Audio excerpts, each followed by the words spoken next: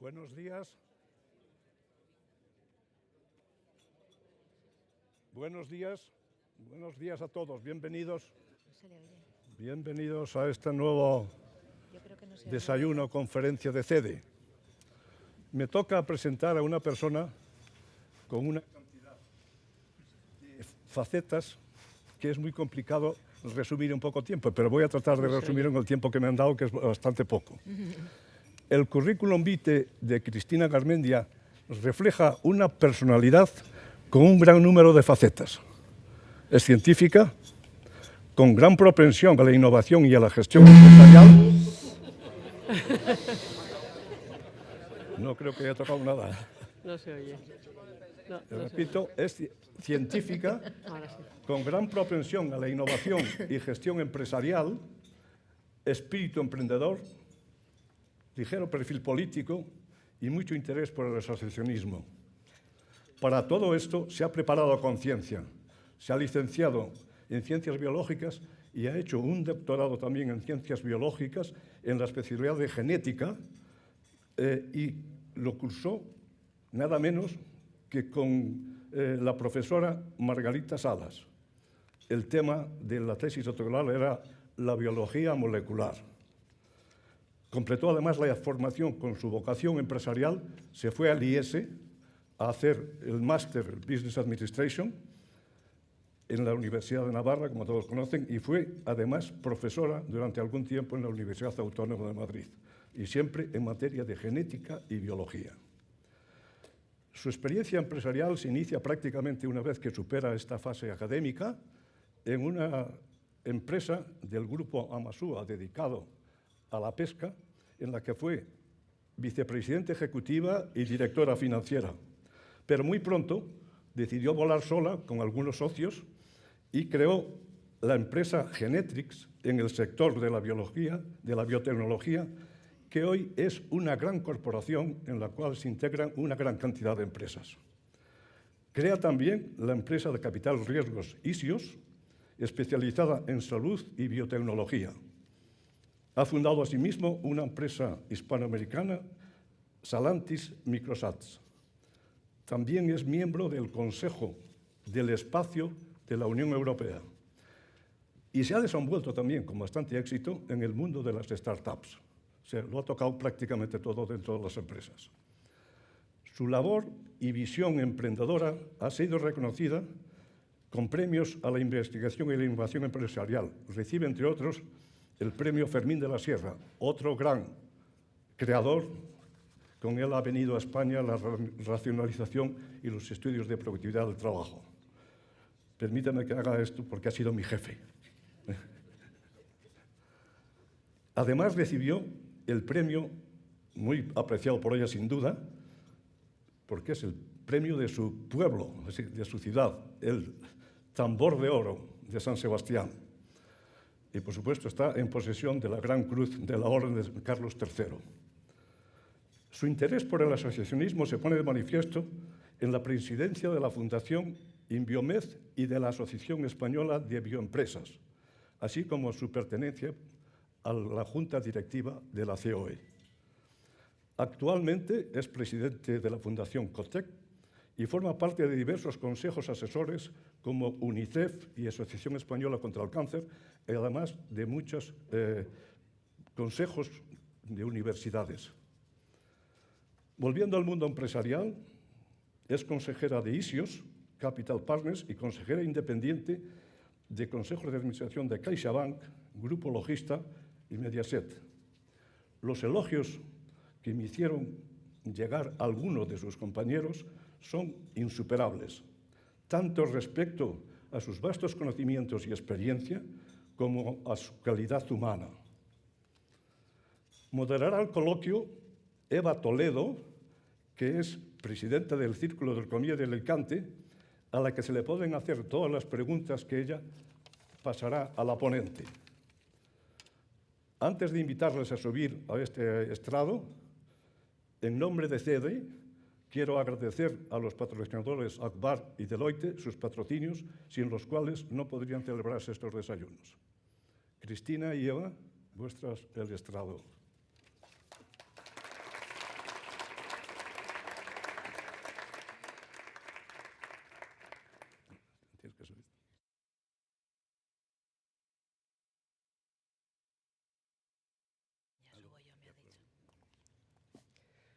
Pues muchas gracias, Francisco, por tu presentación y muchísimas gracias a CEDE por invitarme a poder compartir, tener la ocasión de compartir algunas reflexiones de los trabajos que estamos haciendo en COTEC en los últimos años y que pensamos que son de gran trascendencia. Ojalá os convenzamos y os consigamos unir a la causa. Voy a coger el pasador de diapositivas. Hablar de automatización en términos históricos, cuando nos ponemos en términos históricos, pues es un fenómeno muy reciente, aunque lleva muchos años, es un fenómeno muy reciente, pero aunque estamos ahora casi sobrecogidos, ¿no?, de pensar cuál puede ser el impacto, muchas veces no buscamos unas experiencias anteriores que nos pueden servir de inspiración, momentos muy parecidos al que estamos viviendo en estos momentos. Siempre nos ha gustado o hemos intentado anticipar el futuro. Y anticipar el futuro en estos momentos pues, cada vez es más complejo y más impredecible, ¿no? Primero porque la corriente del progreso en este momento es muy turbulenta y, como digo, impredecible. Y también porque como sociedad yo creo que observamos todos ciertas limitaciones en cómo la sociedad en este momento quiere o puede, no sé cuál de los dos ámbitos tiene más peso, incidir en ese rumbo que querríamos tener, qué posibilidades, qué herramientas tenemos para poder incidir en ese rumbo. Yo creo que nos vemos de alguna manera como sobrepasados, ¿no?, por toda la incertidumbre y todos los acontecimientos que estamos viviendo. La buena noticia es que el futuro no está escrito, que tenemos muchas herramientas que de verdad son útiles para poder incidir en este futuro que no está escrito. También es verdad que cualquier futuro necesariamente no es mejor, o por lo menos no es mejor para todos, pero que tenemos que actuar. Y entonces esto pues, es lo que me gustaría dejaros al final de la intervención como reflexión general, ¿no? Hace 10.000 años, el ser humano cometió el peor error de su historia, y así lo definía el ecólogo y filósofo Jared Diamond en un artículo en 1987, creo que era. Así definía la incursión de la agricultura en nuestra sociedad.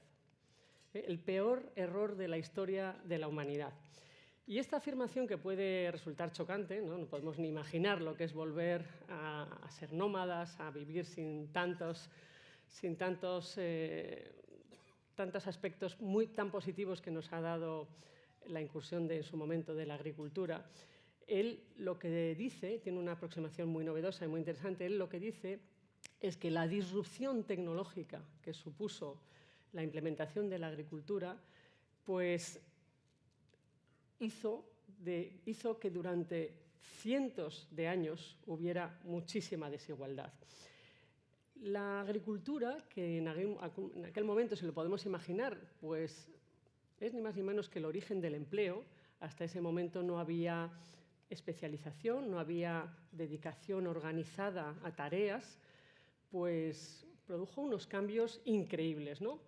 Lo primero, que se podía producir y acumular grano, más del que se necesitaba, y esto hizo sin ninguna duda que aumentara la desigualdad entre individuos. Primero porque se produjo un aumento demográfico por ese cambio de vida, y aunque había mucho más grano, y había desde luego grano suficiente para alimentar a todos, esa dualidad de mucho grano en manos de unos pocos, unos procesos controlados en manos de unos pocos y una demografía creciente hizo, como digo, que sin duda aumentara la desigualdad durante cientos de años en beneficios de estas pocas personas que la dominaban, ¿no? Y nosotros claramente lo vemos en perspectiva histórica y vemos todos los beneficios de la implementación de la agricultura, pero si pensamos en esos cientos de años donde hubo tanta desigualdad, imaginaros, por poneros un dato, no recuerdo los datos exactos, pero lo que incrementó la altura de las personas. La media de altura de los turcos o los griegos, por decir algo, llegaba hasta unos 72, unos 73, y luego empezó a disminuir otra vez. O sea que hay unos datos que nos hablan de una gran disrupción tecnológica que a lo largo de los siglos produjo muchísimos beneficios, pero que hubo mucho sufrimiento en el camino. Y eso yo creo que es un relato histórico, una circunstancia histórica que nos debe de servir de inspiración, porque en este momento, donde observamos con interés, y bueno, con los que nos beneficiamos con interés y con beneficios el uso de la algoritmia y la inteligencia artificial, la automatización, pues desde Ecotec pensamos que podemos estar asistiendo a un momento parecido, un momento de transformación social sin precedentes. Y desde luego la inteligencia artificial generativa pensamos que va a cambiar, está cambiando y va a cambiar de forma muy notable la naturaleza del empleo. Este artículo de la semana pasada, publicado por los creadores de GPT, nos dice, lo que es increíble, no hace falta que veáis los datos, ¿no?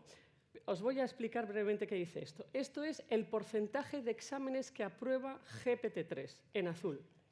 Meses más tarde sale GPT-4. Meses más tarde, exámenes que no aprobaba GPT-3, aprueba GPT-4. O sea, esto es la inteligencia artificial generativa. Y esto que hace muy poco tiempo preveíamos que la inteligencia artificial no iba a poder hacer, no iba a poder sustituir porque había una gran dosis de creatividad o de improvisación y, por lo tanto, no iba a poder dar soluciones, pues resulta que empieza a darlas. ¿Cuál es el alcance de esta nueva tecnología? Pues no lo sabemos, pero desde luego lo que sí podemos intuir es que va a ser muy notable. Los autores dicen que en el 90% de los empleos va a haber tareas sustituibles.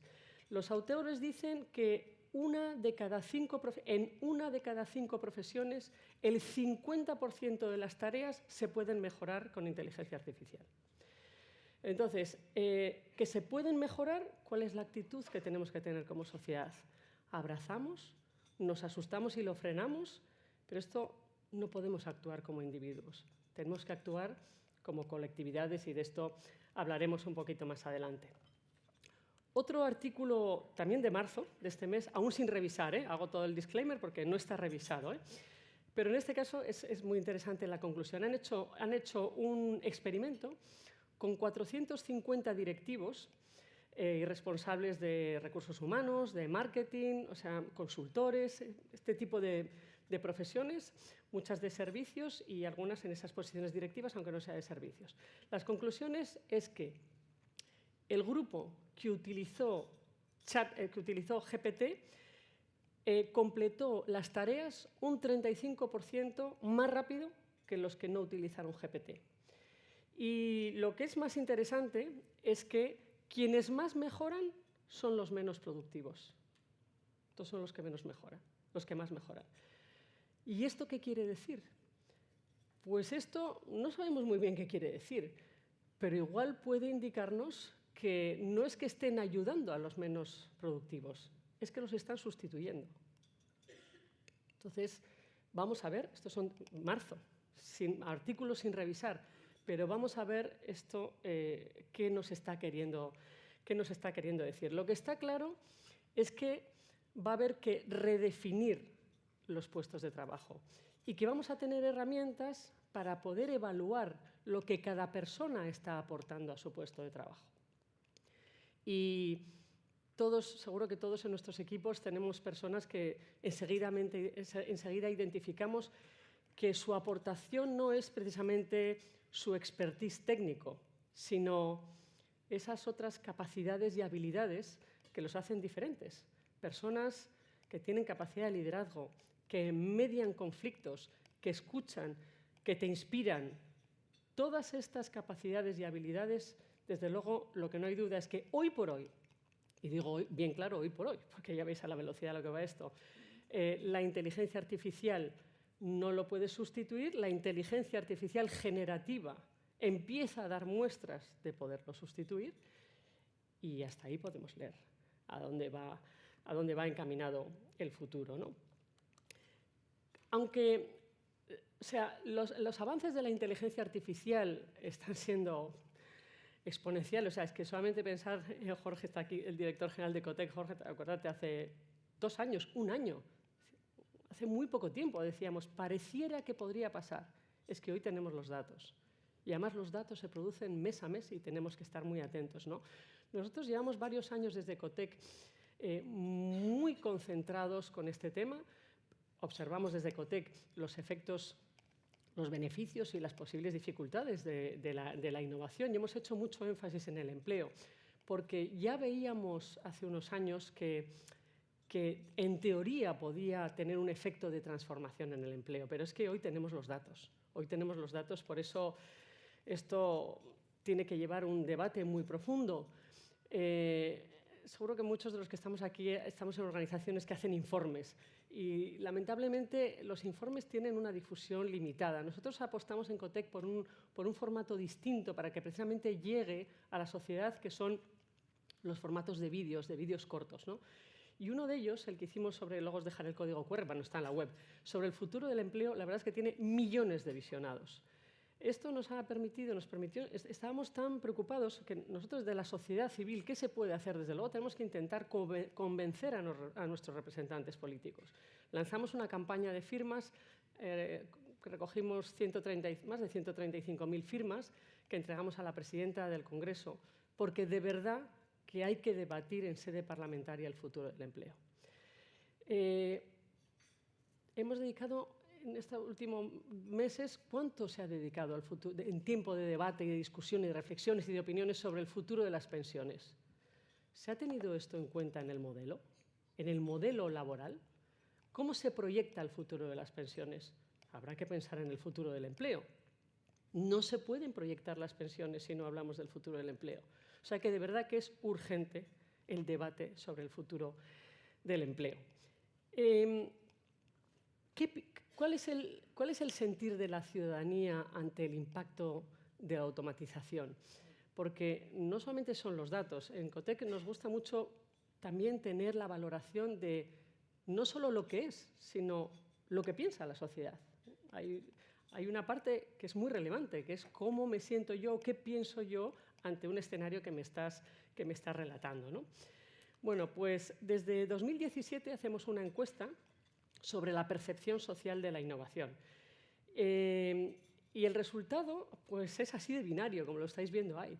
La mitad aproximadamente de la sociedad piensa que la automatización y la inteligencia artificial generan más empleo del que destruye, y la otra mitad piensa exactamente lo contrario.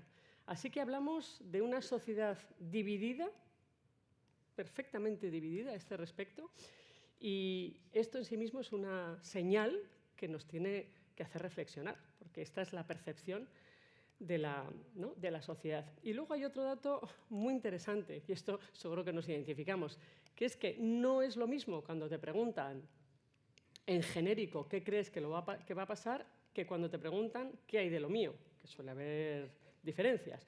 Dice, sí, la automatización va a incidir drásticamente en el futuro del empleo, pero no en el mío. Esto es lo que sale. ¿Qué nos pasa cuando no nos vemos amenazados en el corto plazo? Pues que no tenemos ninguna urgencia para actuar. Entonces, como que es más fácil creer que pensar, pues vamos escuchando y no pensamos la velocidad a la que esta transformación está ocurriendo y los impactos que puede tener, no para nuestros hijos, para nosotros mismos, en esta generación. Y este pensamiento colectivo, junto a la acción política, pues es algo que tenemos que ser capaces de construir. Entonces, estas son las percepciones y ¿hasta qué punto tenemos datos? ¿Cuáles son los datos? ¿Qué está pasando con el impacto en datos de la automatización sobre el empleo? Pues tienen razón estas personas, esa mitad de la sociedad que piensa que se destruye más empleo del que se genera. Pues no tienen razón, porque el impacto, los datos de los países más desarrollados sobre el impacto en el empleo de la automatización, la digitalización y la inteligencia artificial es claramente positivo. Se crea empleo y se produce riqueza. Esto no hay ninguna duda. El tema no es cuánto empleo numérico se genera. El tema es cuál es la calidad de ese empleo y cuál es la naturaleza del empleo que se está creando. Cómo se están transformando las profesiones, qué se está demandando, cómo se está atendiendo y cómo es esta nueva dimensión, ¿no? El impacto de la tecnología en general, de todos estos aspectos en el empleo, no es tan simple, es muy compleja, ¿vale? Y no se pueden sacar conclusiones que induzcan a una solución simple. Esto es lo primero que quiere decir. Pero nosotros en Cotec digamos que nos hemos especializado, o queremos ver, nos interesa especialmente el efecto de la polarización laboral. ¿Se genera empleo positivo? Sí, pero el empleo se está polarizando. Y la polarización laboral ocurre cuando se crean más empleos en bandas salariales bajas y en bandas salariales altas, pero se destruye empleo en bandas salariales medias. Y esto es lo que está pasando en nuestro país, no hay duda. Esto es lo que está pasando a nivel global en general, pero también en nuestro país. Hicimos un estudio con la Universidad Complutense de Madrid. Hemos querido construir un nuevo índice no paramétrico para poder compararnos con otros países y para poder tener, digamos, una imagen, una fotografía, unos indicadores que nos ayuden a predecir dinámicas y comportamientos del empleo, ¿no? Con este índice se pueden comparar comunidades autónomas, se puede distinguir por sexo, se puede distinguir por formación y, desde luego, se ve claramente cuál es el impacto de la automatización en la desigualdad socioeconómica, que es, ya podéis intuir, que grande. Los resultados nos muestran con muchísima claridad que a lo largo de 20 años se ha generado empleo neto, como digo, en aquellas ocupaciones de bandas salariales altas y de bandas salariales bajas, y desaparecen los empleos, o están desapareciendo los empleos, cuyo componente principal son tareas repetitivas. Esto es una intuición, pero es que estos son los datos. Y esto, analices la serie histórica que analices, esto es lo que está pasando y esto es lo que pasará de forma más aguda, ¿no? Porque cuando hablamos de este índice, digo solamente un dato, porque es un índice no paramétrico muy complejo, pero, por ejemplo, no valen las medias. Tienes que ver qué está pasando en los extremos. Entonces, en este índice no paramétrico, por daros un ejemplo de lo que hacemos, le damos más peso, hay muchísimas variables, le damos más peso a lo que pasa en los extremos, porque es lo que queremos ver. Es lo que queremos ver en términos de cambio. Si no, con todo el mapa de empleos se desdibuja un poco, ¿no? Interesante qué está pasando con los niveles educativos. Si vemos la educación terciaria, o sea, la mayoritaria es universitaria, se crea empleo en todos los tramos. Los universitarios, los que tienen educación terciaria, se genera empleo en todos los tramos salariales. Los que tienen educación media, hay un deslizamiento de esos tramos de educación media hacia salarios más bajos. Y los que no tienen formación están desapareciendo del mapa de empleo o están reduciendo, digamos, su presencia en el mapa de empleo. Esto es lo que está pasando, esto es lo que nos dice el índice. Es decir, la nueva economía premia a los más formados, desliza a los formados medios y reduce muchísimo la presencia de trabajadores no formados. Y esto ha sido así hasta ahora, pero vamos a ver cuál es el impacto de la inteligencia artificial generativa en estas tareas un poquito más creativas, donde también está incurriendo y parece que con éxito. Y ante este mapa, ¿no? Os he dicho por formaciones, ¿pensáis que puede haber impacto de género? ¿Habrá impacto de género? ¿Femenino o masculino? Para peor, femenino. Pues no. Mira qué sorpresa, nosotros también nos quedamos impresionados. La fuerza laboral masculina es más vulnerable al fenómeno de la polarización. ¿Por qué? Bueno, porque esta es la... No sé, hay que buscar razones.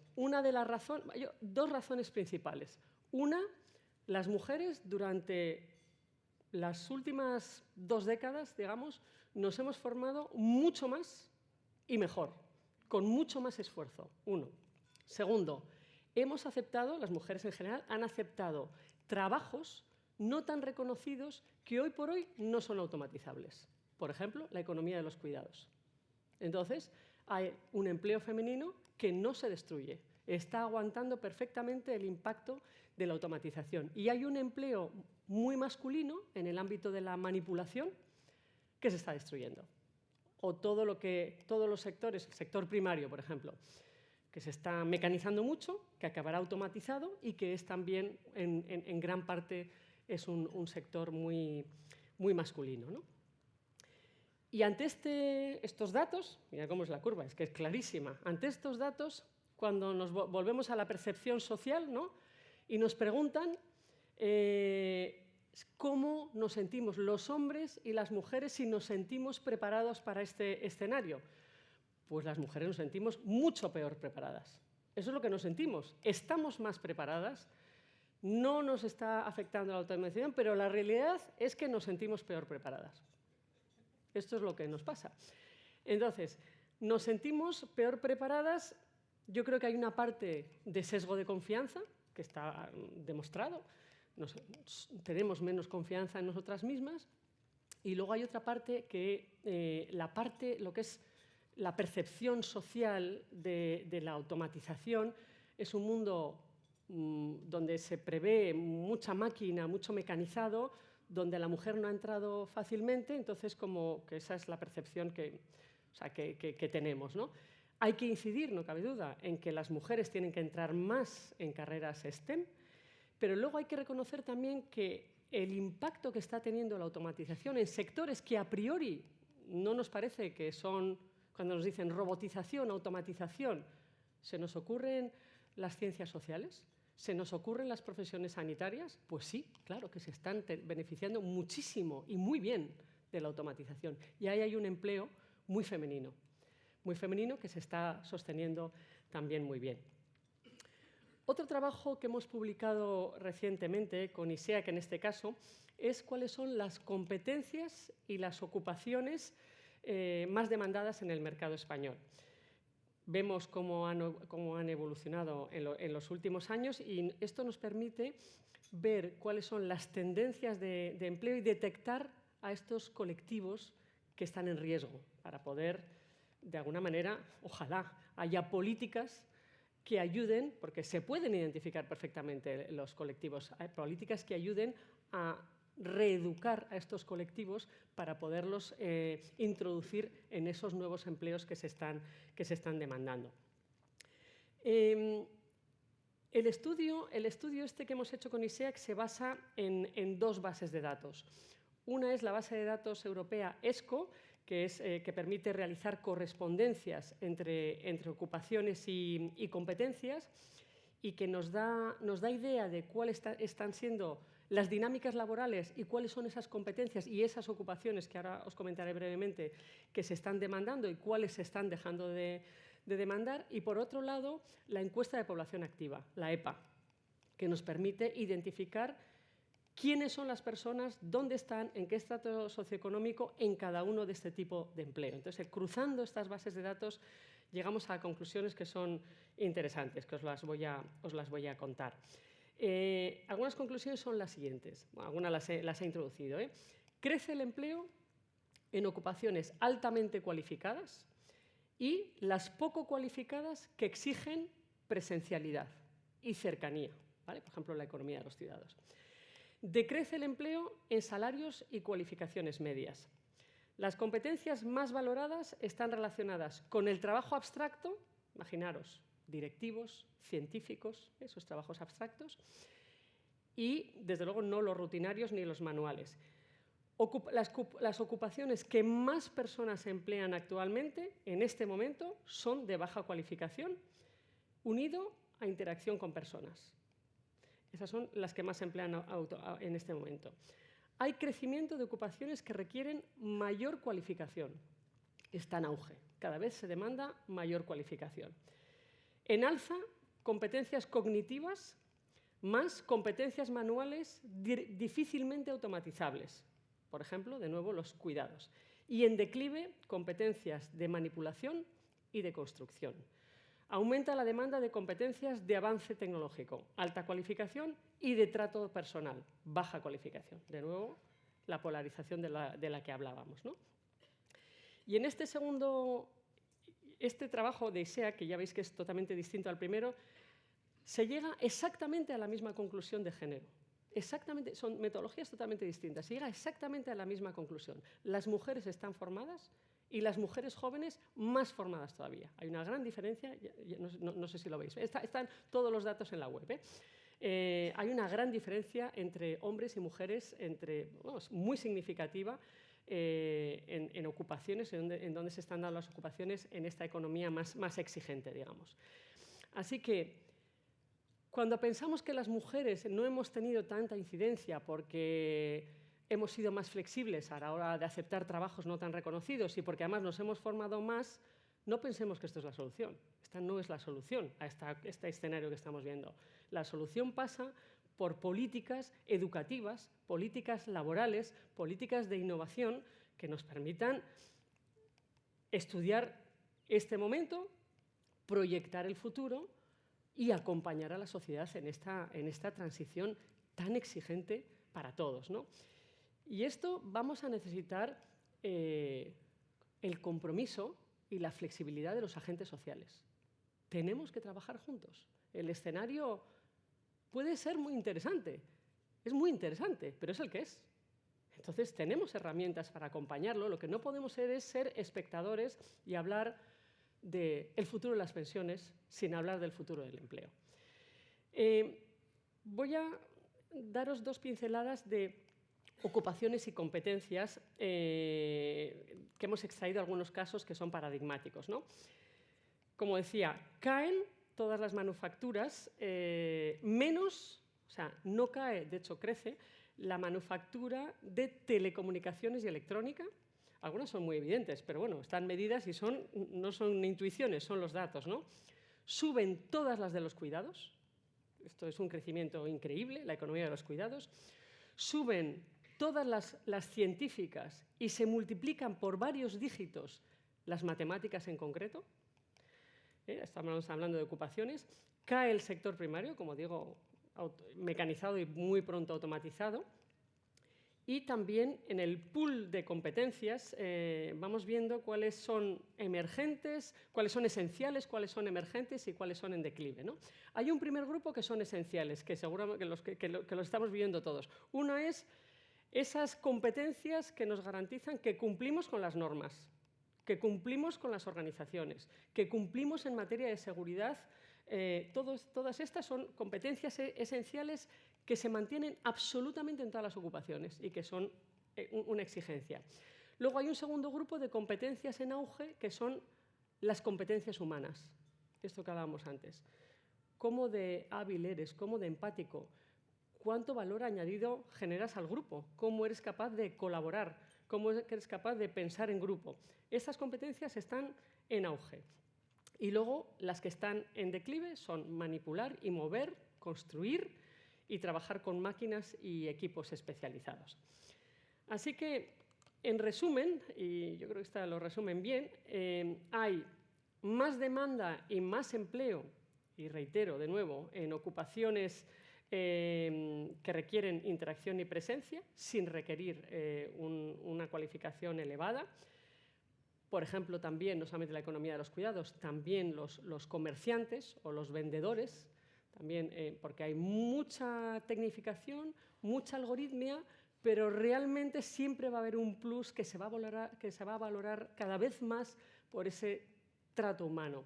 Los servicios en la hostelería, donde todas las reservas han cambiado, todo, pero al final, quién te está atendiendo y cómo te está atendiendo marca la diferencia. Hay muchos sitios donde se come fenomenal, pero marca la diferencia esa aproximación humana, ¿no? Por poner un ejemplo de un gran nicho de empleo. Y luego hay también más empleo, pero menos demanda en las industrias manufactureras y en la parte de artesanos. Y luego implicaciones. Déjame deciros una implicación porque creo que va a ser importante en nuestro país y vuelvo a la economía de los cuidados. Todos, imaginaos el nicho de empleo, es importantísima y la necesidad con una demografía que cada vez envejece más, pues más. ¿Qué capacidad tiene de evolución este grupo de empleo, la economía de los cuidados? Pues tiene una ventana de oportunidad enorme. ¿Por qué? Porque no está formada. Y hay mucho talento. En ese nicho de empleo ha estado muy afectado por la igualdad de oportunidades. Hay mucho talento que no se ha podido formar y no ha podido ocupar profesionalmente un nicho de empleo que igual le hubiera correspondido. La capacidad de cuidar más y mejor gracias a la automatización, gracias a la tecnología, es enorme. Y por lo tanto, que ese nicho de empleo pueda cualificarse, incluso acreditar su cualificación. Y ahora la ANECA nos consta que está diseñando esas microacreditaciones que te habilitan para ocupar ciertas posiciones, es muy interesante. Claro que esto debe ir acompañado de un aumento salarial, un salario que dé buena cuenta del valor que estás entregando en el empleo que estás desempeñando, ¿no? O sea, que ahí es donde vemos un gran recorrido. Así que, antes de finalizar, os quiero dejar esta imagen, porque de verdad que sí que me encantaría que pudierais ver este vídeo. Este vídeo de Mi empleo, mi futuro ha tenido millones y millones de descargas. Y los estudios que hacemos son muy interesantes, hay muchísimas conclusiones, pero en realidad lo que te hace colocarte en ¿pero dónde estamos ahora mismo? Es el vídeo. Es muy cortito, pero te prepara como para ver los datos, ¿no? Y realmente creo que nuestro compromiso social, el de todos los que estamos aquí, todos los que podamos estar y trabajar juntos, el momento lo requiere. Estamos viendo brechas crecientes. La innovación siempre genera brechas, esto es conocido. Hay que anticiparlas, hay que conocerlas dónde están y hay que gestionarlas. Y esto no pasa solo, esto no es solo un tema político, esto es un tema social y político. Y tenemos que intentar estar cerca de nuestros representantes políticos, cerca de nuestros gobiernos, porque este desafío es uno de los desafíos más fuerte que estamos afrontando como sociedad. Así que lo dejo aquí y pasamos a las preguntas cuando quieras. Muchas gracias.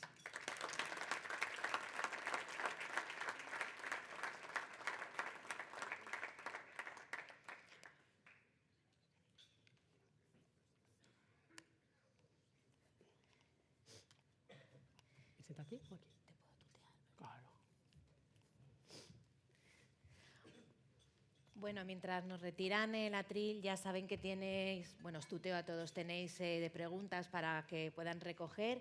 Y mientras tanto, no puedo sino volver a agradecerte la exposición. Primero, que nos dediques tiempo y luego pues, que nos hayas trasladado de una manera tan clara, tan directa y creo que tan motivadora y estimulante estas conclusiones, que algunas las había leído porque os sigo, pero el estudio completo no lo había podido leer.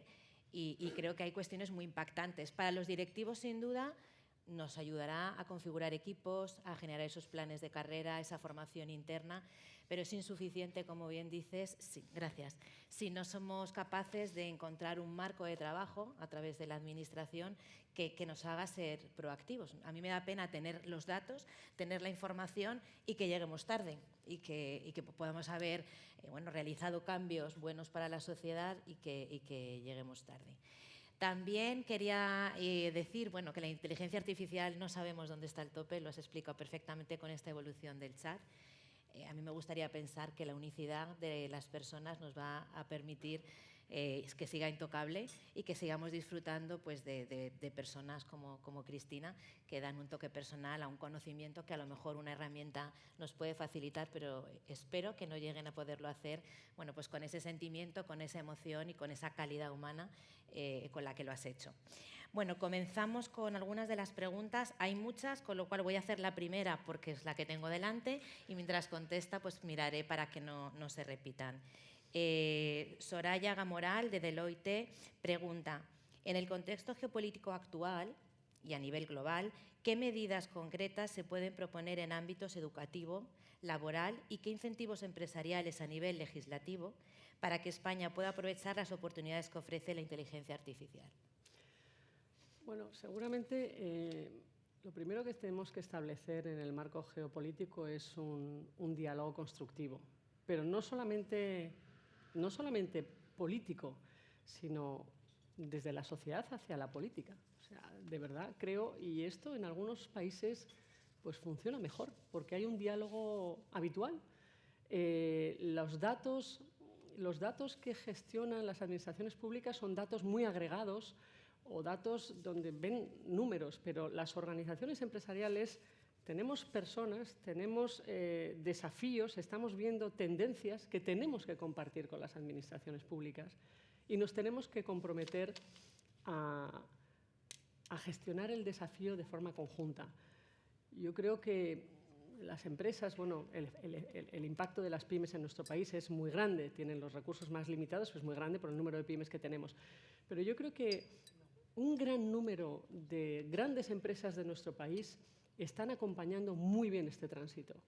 Primero porque lo identifican y segundo porque están dando la garantía de formación, de recualificación para que no haya desaparición de empleos, sino que haya transformación de los empleos hacia nuevas necesidades gracias a la tecnología. Que no olvidemos que los más cualificados, los mejor formados, son los que más se benefician de la incursión de la tecnología. Primero, porque sus habilidades no son tan automatizables y segundo, porque aumentan su productividad. Todo esto es conocido y lo que hay que ver es esos nichos de empleo, cómo las grandes empresas los están gestionando y cómo pueden solicitar a las administraciones públicas ayudas para hacer determinados tránsitos. Pero más que en lo general, en lo concreto. Y ahí las organizaciones empresariales tienen mucho que decir. Porque cuando hay agregación ante necesidades, ante desafíos, cuando tú estás viendo que hay un potencial destrucción de empleo porque no se consigue formar en determinados aspectos, o sea, todos esos movimientos que una gran empresa prevé, las pymes, bueno, en el caso de las organizaciones también que aglutinan las pymes igualmente, ¿no? Pero es más difícil, ahí habría que atomizar un poquito más las ayudas, ¿no? Pero yo creo que los datos son fundamentales y los datos no son opiniones. Puedes opinar sobre los datos, pero hay que opinar con datos. Hay que opinar con datos. Y ahora yo creo que uno de los problemas sociales que tenemos en este momento es que hay demasiadas opiniones no fundadas. Son opiniones que no están basadas en datos. Debemos de ser rigurosos con nuestras opiniones e intentar aportar ese granito de arena porque el momento lo requiere. Nueva legislación. El panorama político no sé si es el mejor momento ahora para aspirar a nuevas normas, ¿no? Ojalá haya normas que corrijan estos desafíos. Pero yo intentaría antes, en cualquier plano, puede ser desde el plano local hasta el territorial, hasta en el plano de las posibilidades, intentar enseñar buenas prácticas. Mi organización, grandes organizaciones, mi organización ha implementado estas y tiene estos resultados. Ofrecerlo a los demás, cada uno con su aproximación, pero estar cerca de nuestros representantes políticos. Por tu respuesta, por afinar un poco, ¿crees que iniciativas privadas de grandes organizaciones que digan hay esta necesidad formativa para llenar un hueco que ya veo que no va a estar, una solución para tener más velocidad en el cambio? Porque la administración pues, siempre tiene los tiempos que a veces en el mundo de la empresa hay una distancia, ¿no? ¿Crees que una opción sería poder motivar y ayudar a esas iniciativas privadas a nivel de formativo o de reskilling y que no tuviese que ser a través de los programas oficiales o reglados a través de la administración? Eso podría ser este es un tema muy controvertido, ¿no? Pero ahí vuelvo a la experiencia que tienen las organizaciones. Es que las organizaciones empiezan a tener datos muy interesantes de experiencias formativas que funcionan, que automáticamente funcionan. O sea, que es recualificación para una nueva ocupación, a un nuevo perfil profesional dentro de las mismas personas y formación de personas que no están empleadas y que automáticamente tienen empleo. Entonces, ¿por qué no? Ahí es donde hablo del compromiso y la flexibilidad de los agentes sociales. Los agentes sociales tienen que querer entender cuáles son estas nuevas realidades para inspirarse y bueno, atenderlas en la medida de lo posible, ¿no? Y luego, en este marco de formación, ahí las instituciones educativas, no solamente las escuelas y las universidades. Las universidades, ahora, bueno, con esta inyección presupuestaria sin precedentes, espero que haya una nueva oportunidad, pero realmente que la manera de formar para esta nueva realidad tiene que transformarse también.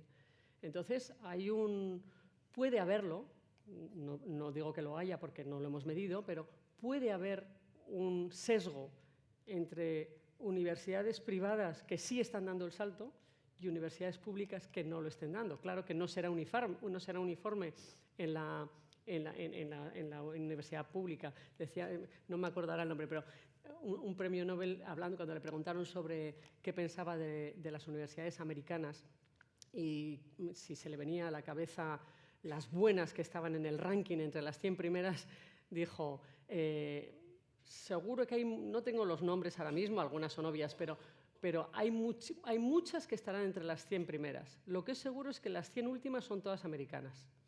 Bueno, pues esto es lo que tenemos que pensar. No cada universidad cumple su función y tiene su objetivo. Lo que hay que pensar es que tengamos universidades públicas emblemáticas que estén atendiendo las necesidades educativas de nuestro país en este contexto.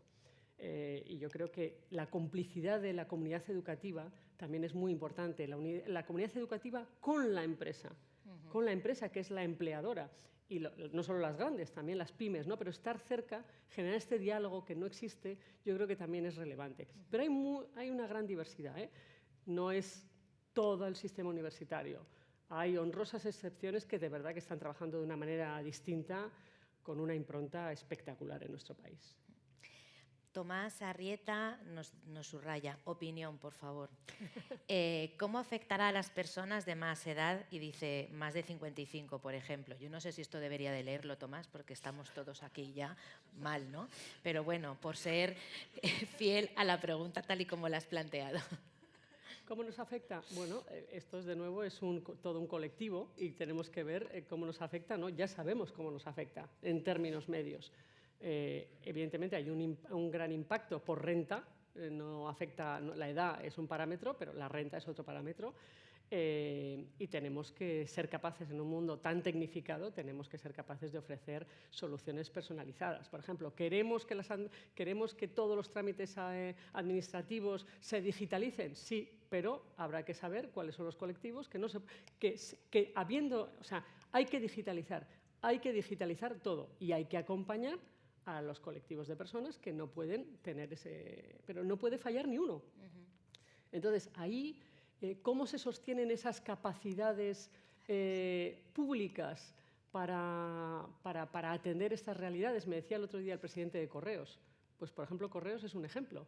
Correos, que está en absolutamente todas las localizaciones, pues igual parte de lo que puede hacer Correos, ya que está implementado en muchas zonas difíciles y en muchos distritos, bueno, en localizaciones rurales, pero también en todos los distritos, pues podría tener una función de acompañamiento.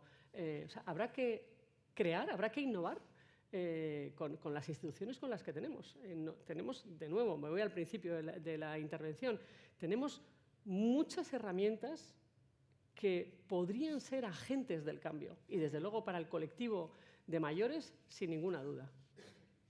Vale, está muy relacionada y casi lo has contestado, Cristina. José Ramón preguntaba el talento senior en el mundo de la digitalización y la inteligencia artificial, ¿qué peso puede tener, ¿no? Con todo tan nuevo, tanta incertidumbre, si ese conocimiento senior, a pesar de no ser nativos digitales, tiene peso, ese expertise en este contexto? Creo que... Bueno, sí, ¿no? yo creo que todas las experiencias y todos los talentos tienen sentido, ¿no? Lo que es importante también es que el talento senior escuche al talento joven, porque realmente no podemos aplicar cómo era nuestra vida cuando éramos jóvenes a la vida de los jóvenes ahora. Es que ha cambiado todo tanto y la proyección hacia el futuro es tan distinta que tenemos que ser capaces de establecer un diálogo intergeneracional y que sea rico y constructivo.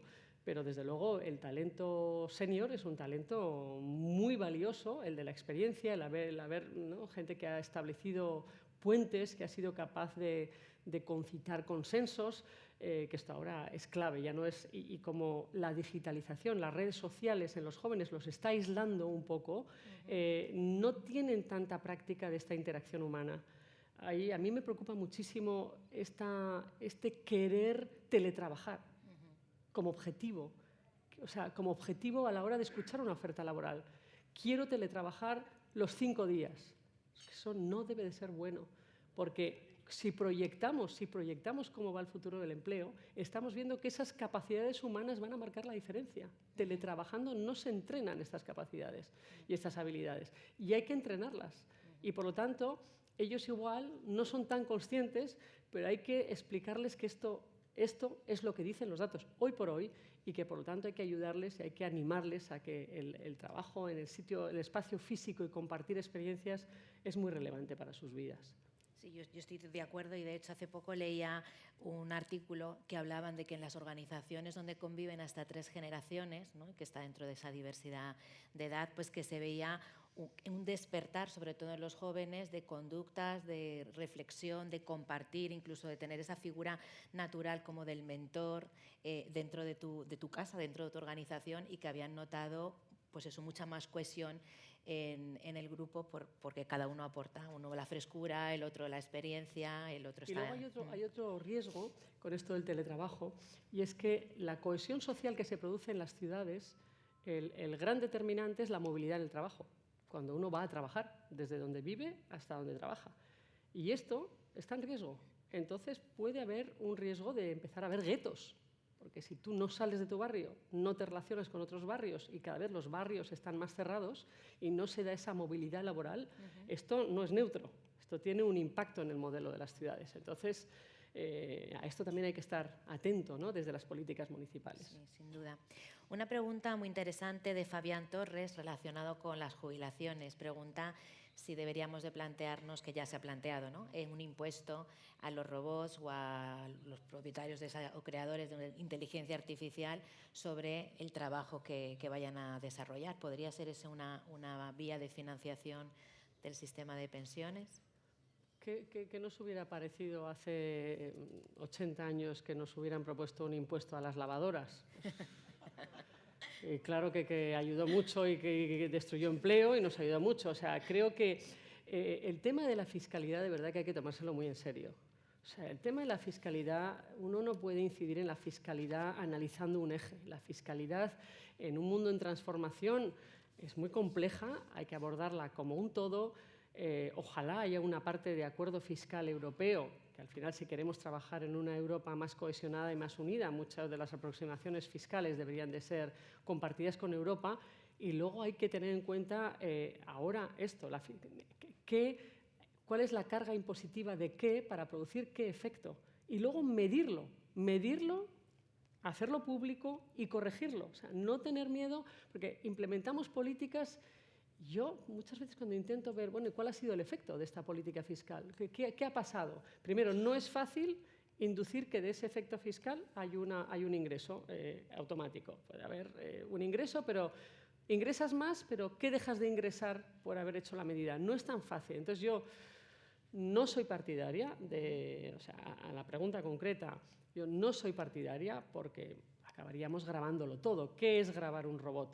Pero si vivimos robotizados, ¿qué es grabar un robot? Y utilizamos todo lo que utilizamos está robotizado, automatizado y con algoritmia. Entonces, pues es muy difícil de grabar, porque es muy difícil determinar el perímetro.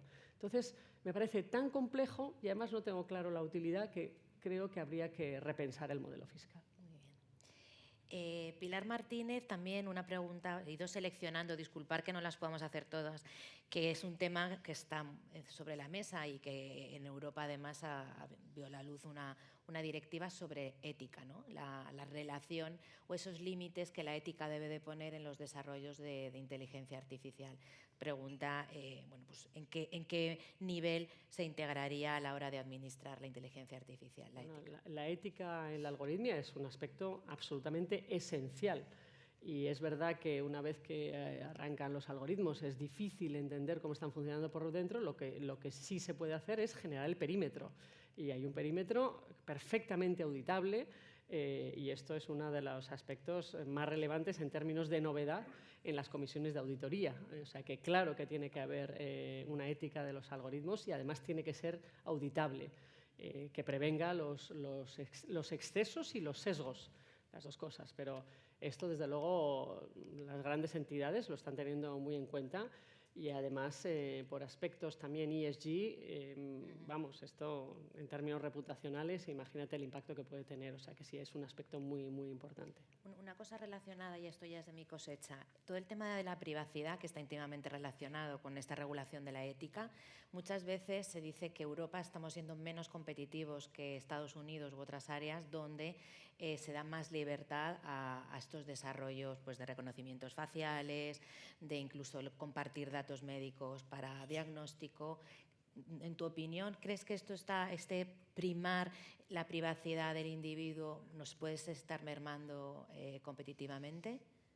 Hombre, que nos está mermando competitivamente en términos de crecimiento y resultados, no hay duda. Ahora, yo creo que hay que hacerlo. Dicho esto, yo creo que hay que hacerlo. O sea, yo quiero saber cómo están utilizando mis datos y quiero saber, lo primero que quiero saber cuando estoy accediendo a cualquier información, quiero saber quién y cómo y para qué está utilizando mis datos.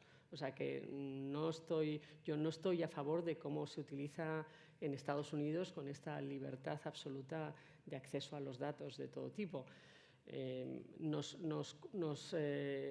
dificulta la competitividad.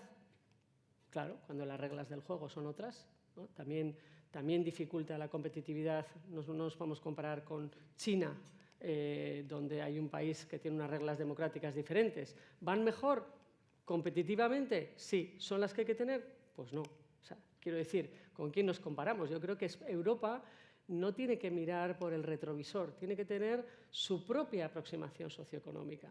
También tenemos que pensar que Europa, en este momento tan convulso que estamos viviendo, está siendo un lugar de atracción para gente joven que quiere vivir de otra manera.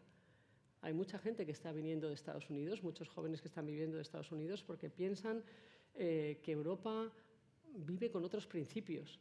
No sabemos dónde llegaremos, pero son los que son y a mí me gustan.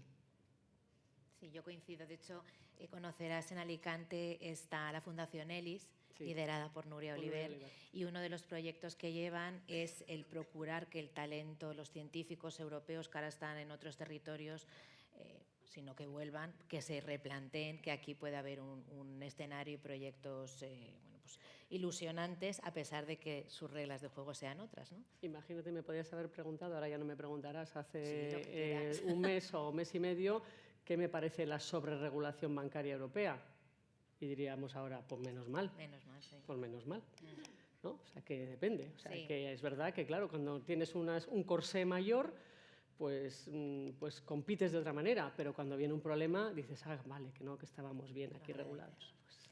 Vale, como nos queda poco tiempo, no puedo dejar de hacer una pregunta de Ana Bujaldón, presidenta de FEDEPE, que habla respecto al tema de la mujer, que creo que han sido datos favorables. No sé si tú estabas al día, Ana, de todos los detalles, seguro que sí. Bueno, dice que es un tema prioritario en la Conferencia Mundial sobre la Conciliación Jurídica y Social de las Mujeres organizada por la ONU recientemente, en marzo del 2023.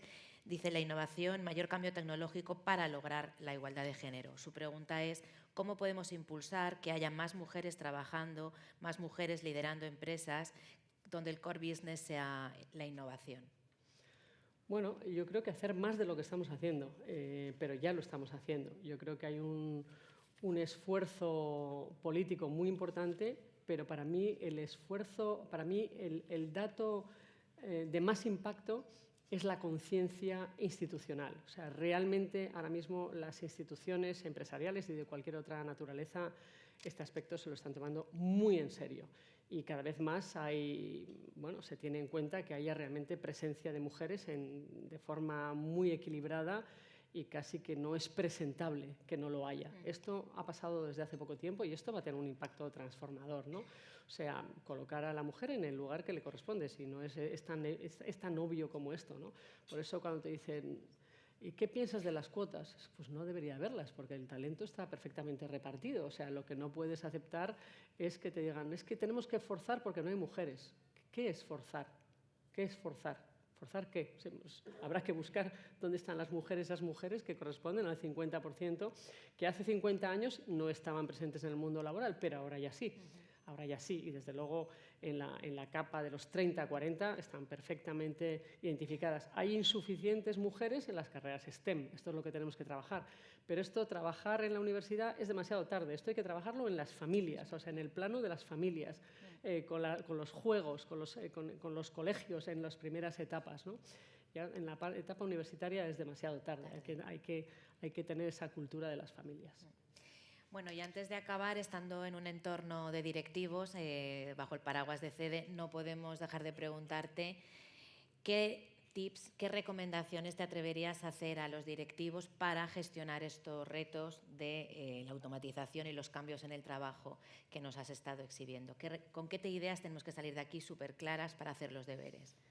Yo diría entender muy bien y leer mucho sobre los informes y los datos en este momento que analizan el presente y que esbozan el futuro, entrenarse y entrenar a los equipos en todas las habilidades que tienen que ver con la persona, la empatía, la creatividad, la confianza. Yo creo que cuando hay inquietud y hay miedo, hay bloqueos y hay barreras, y eso sí que incide en la competitividad. O sea, cuando uno no quiere dar el salto a transformar su empleo, eso sí que incide en la competitividad. Y para estar tranquilo en un entorno laboral que se transforma, tienes que estar confiado y tienes que confiar en quien te dirige y generar confianza, generar esa autoritas, que no potestas, ¿no? Esa autoritas de quien tiene esa autoridad de dirigirte porque entiende la dificultad, porque es capaz de diseñar esa transición hacia un trabajo, hacia un futuro del empleo distinto y es capaz de liderar la organización de forma acertada. Yo creo que esos son los tips más importantes. Es muy difícil y creo que casi sería engañar. ¿Dónde vamos a estar? Yo recuerdo, plan a 10 años. Plan a 10 años. Plan a 10 años, pero como que cada año lo revisitamos.